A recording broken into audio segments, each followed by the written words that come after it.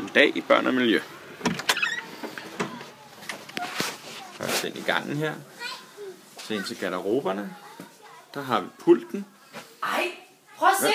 Det er helt forkert. Nej. Forfra.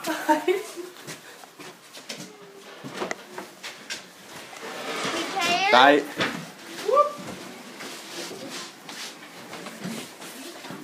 Den er helt gal. Vi er nødt til at prøve noget nyt. Det går altså slet ikke. Vi prøver lige igen.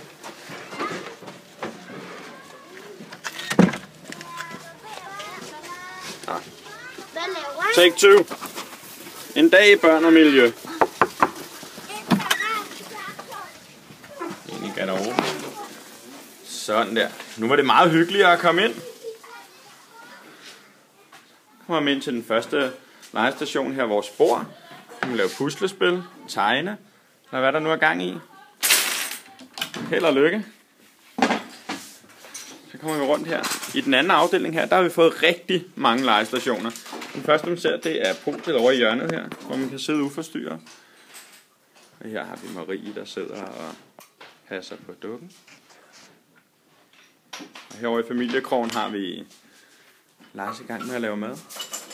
Og så har vi også bordet her, hvor man kan sidde.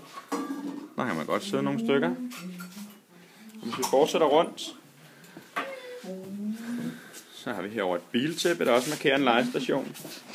Og selvom legestationen er tættere nu, så er det meget nemmere for børnene at finde ud af, hvad der har været. Her har vi brugt nogle bænke til at dække af. Hvis vi fortsætter ind ved siden af her, så har vi en bænk her.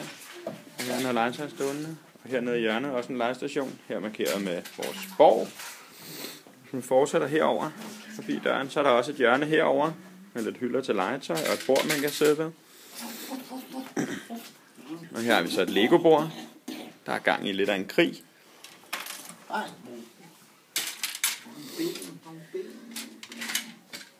Så kan man se her puslespillet, der er blevet færdigt. Inde ved siden af igen et bord, hvor man kan lege på. Nu står der plusser og magneter fremme. Og så har vi hernede i hjørnet igen et legetæppe, der markerer, at her bliver der leget, så man ikke løber ind over. Sofaen, man kan ligge og slappe af i med de bløde puder. Fortsætter man herover i hjørnet. Endnu et legetæppe. Den er i gang med dubletog.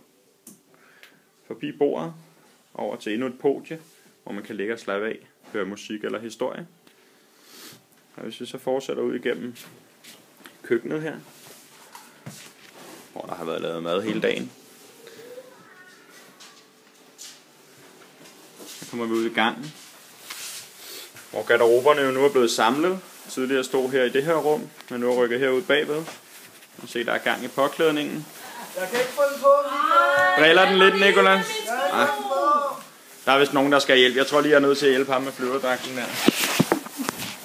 Kom, nu skal jeg hjælpe dig. Den skal kunne komme på. Ej, den er god nok. Kom nu. Kom. Stræk nu det ben. Kom så. Ej, vi skal have mere hjælp. Vi stopper her.